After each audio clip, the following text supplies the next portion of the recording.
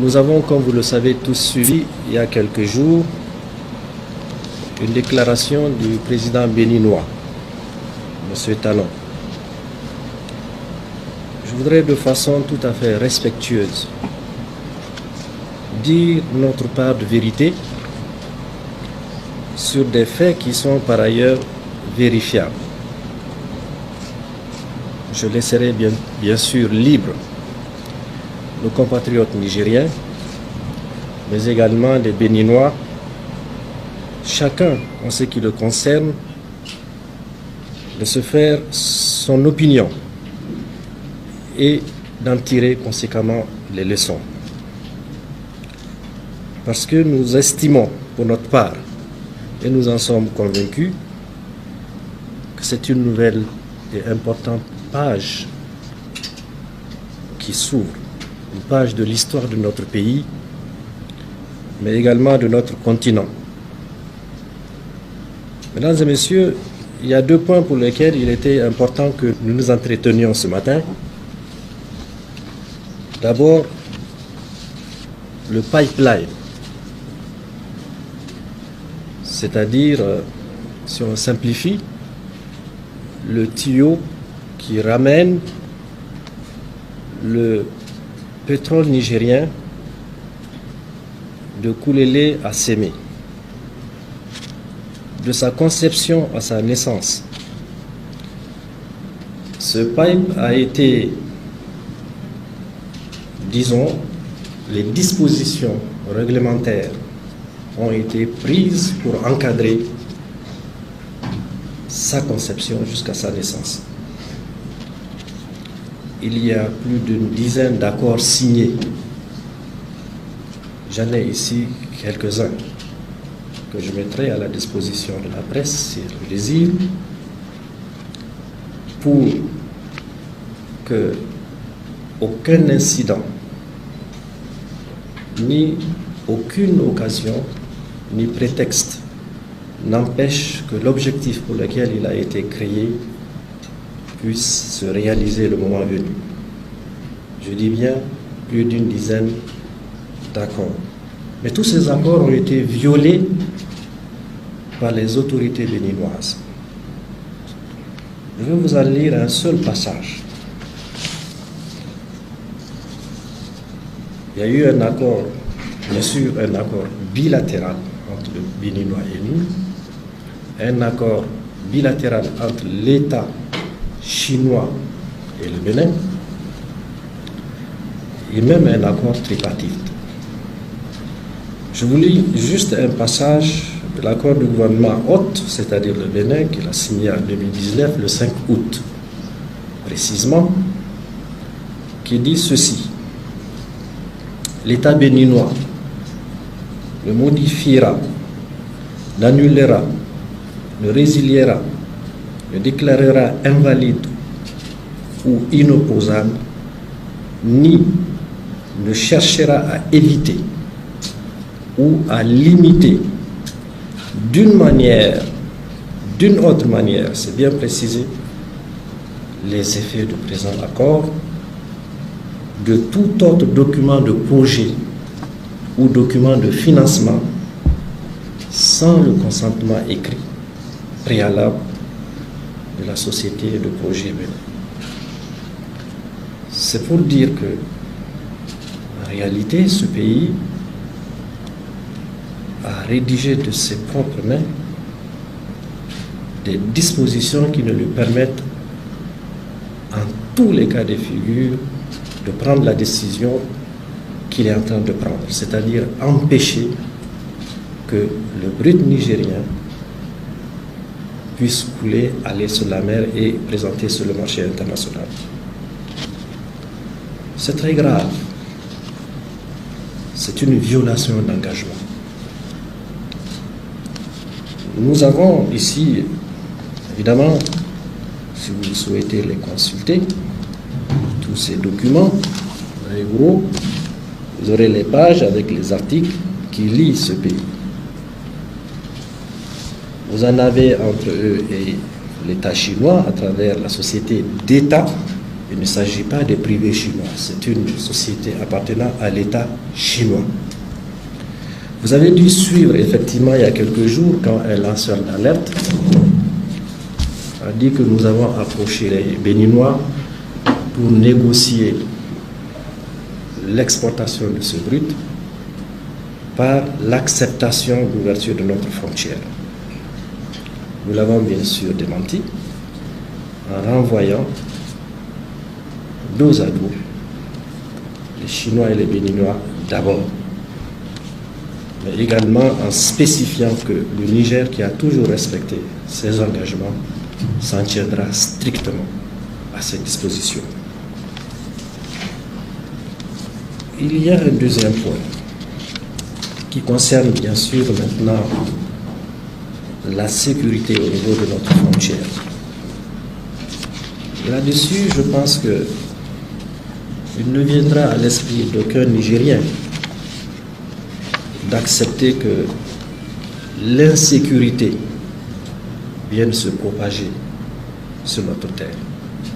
On ne le dira jamais assez. Notre président, le général Tchani, a toujours dit que le Niger n'attaquera jamais personne.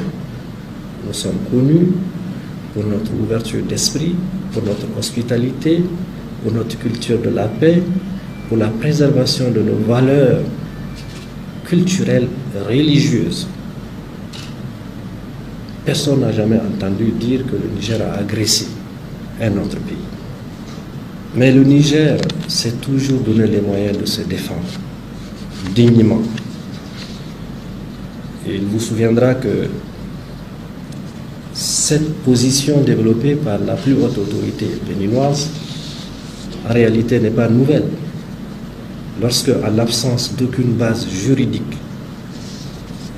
l'institution à laquelle nous appartenions, qui est la CEDEAO, avait pris aveuglément, uniquement, de manière irresponsable, des mesures punitives contre notre pays, il y a un certain nombre de pays appartenant à cette organisation, qui est derrière nous, qui se sont montrés, je dirais, dans une position assise, je dirais même, je pèse mon mot, avec hargne. Et cela a été tout à fait inacceptable pour nous. Parmi ces pays, il y a bien sûr le Bénin, à travers son président. Tout le monde l'a vu, comment il a appelé, au-delà de la fermeture étanche de la frontière, il a porté sur lui le message de la guerre qu'il fallait livrer à notre pays. Si aujourd'hui, nous faisons la lecture des éléments, des traces de cette position, on ne devrait pas en être étonné. Et en cela, nous avons décidé, malgré l'ouverture des frontières, il faut le rappeler, nous avons 7 frontières. La seule qui a gardé de manière étanche, qui a été gardée de manière étanche, c'est celle avec le Bénin. Il faut le dire, même pendant la période de punition. Mais en dépit de l'ouverture ou de la suspension de ces punitions qui n'ont pas empêché à notre pays de continuer de vivre, nous avons souverainement décidé de garder notre frontière fermée avec le Bénin. Pourquoi? Pour une bonne et simple raison, que nos anciens partenaires qui sont les Français, lorsque le peuple nigérien dans son ensemble, derrière notre président, le général Tchani, a décidé que ces partenaires qui ne jouaient pas franc jeu avec nous devraient partir, il faudra vous en souvenir. Ils avaient insisté pour que leur porte de sortie soit le Bénin. Nous avons refusé cela en leur disant que la seule concession que nous pourrions leur faire, c'était d'emprunter la voie de 1500 km et de s'en aller. Ce qu'ils ont fait. Il faut saluer l'esprit de respect pour l'autre de notre peuple.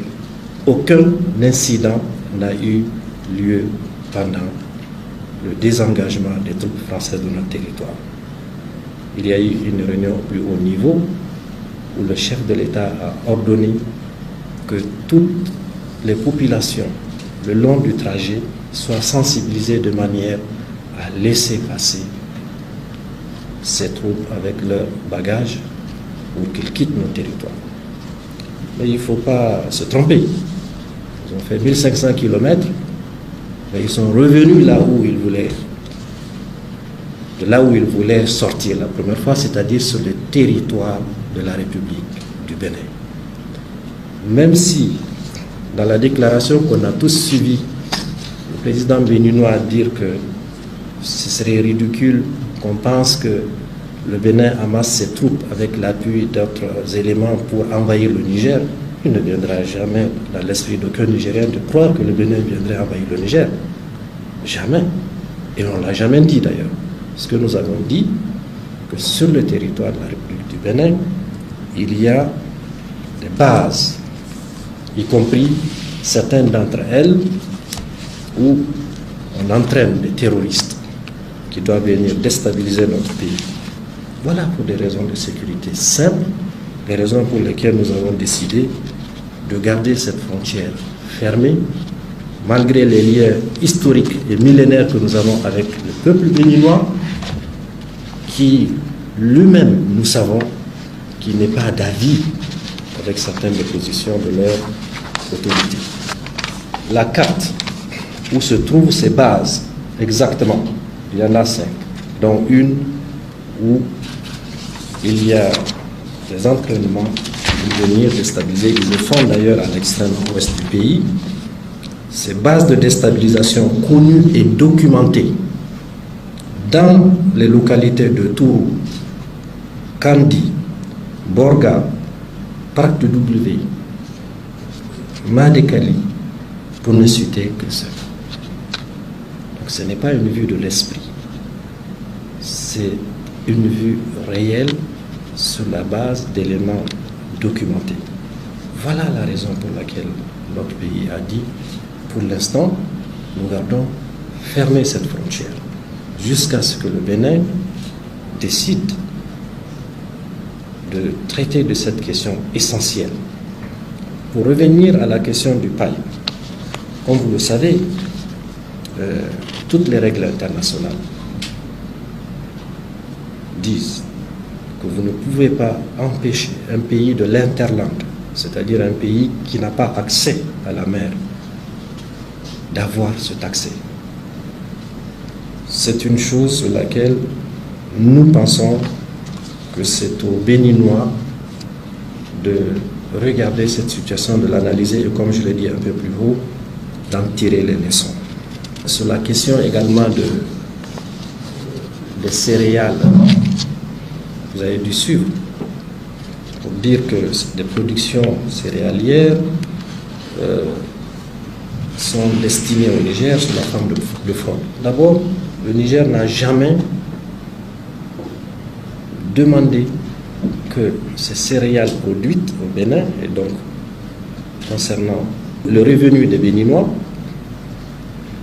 rentrent sur notre territoire sous la forme de fraude. Tout ce que nous faisons depuis le 26 et bien avant, c'est de lutter contre la fraude. Donc si les Béninois décident, c'est-à-dire les producteurs, de tenter, malgré la fermeture de frontières, de venir écouler leurs produits, grand bien leur en face. Nous avons laissé, parce que ce sont les mêmes populations de part et d'autre. Et le Niger n'est strictement pas dépendant de ces importations. Il faut le dire. Nous avons aujourd'hui des éléments pour prouver. C'est une décision que le Bénin a eu à prendre, nous la respectons, nous en prenons acte. Mais il ne faut pas accuser le Niger d'être responsable du renchérissement des prix de ces céréales. Donc, nous respectons la décision prise par le Bénin en ce qui concerne ces interdictions d'entrer sur notre territoire sous la forme de fraude. En conclusion, nous disons que cette attitude du Bénin, plutôt au travers de la plus haute autorité, nous rappelle malheureusement une sorte de volonté d'asphyxier le Niger. Et ça n'a pas démarré aujourd'hui. Notre souhait, c'est d'entendre raison, de prendre les dispositions. Le Niger est prêt à rouvrir sa frontière lorsque nous allons avoir la certitude que notre territoire est en sécurité. Le combat que nous menons aujourd'hui, le combat de souveraineté, le combat de dignité dans le respect de l'autre, c'est tout à fait naturel. Nous voudrions vivre en paix. On n'a accusé personne, on n'a attaqué personne. Mais on ne permettrait pas que sous le couvert d'un voisinage ou d'une accusation de n'avoir pas levé les mesures de fermeture, que nous continuons à être attaqués.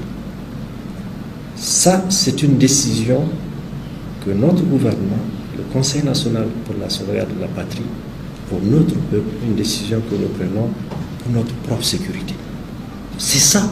Aujourd'hui, si nous savons que sur le territoire du Bénin, il n'y a pas ces troupes dont je vous ai montré de manière documentée l'emplacement de ce pays qui est parti de chez nous, je vous assure, demain matin, on ouvrira la frontière.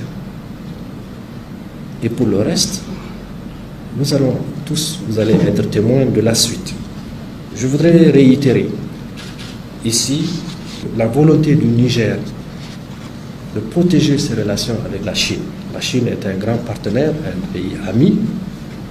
Cette aventure du pétrole a commencé en 2008 avec la Chine.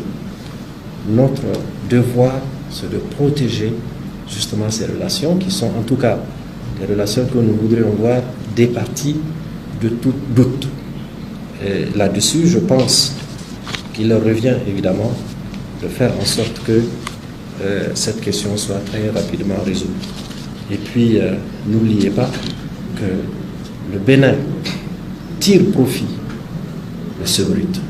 C'est des milliers d'emplois directs pour les Béninois.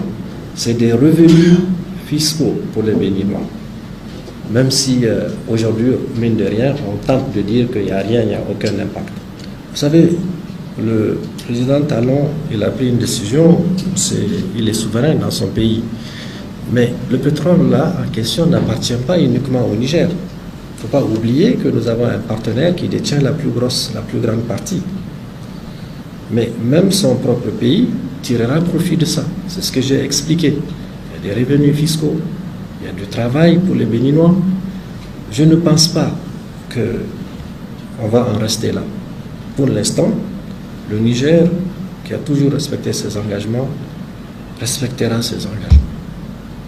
Et c'est pour ça que nous avons dit à la partie chinoise également de prendre le relais pour parler, et je pense qu'une solution sera trouvée. C'est mon sentiment. Maintenant, pour la question liée au contournement, n'oubliez pas que le Niger a 7 frontières. Il y en a 6, moins le Bénin. Le Niger est habitué à connaître des situations d'épreuve et même de punition. C'est sur la base d'aucun texte que notre pays a été sanctionné.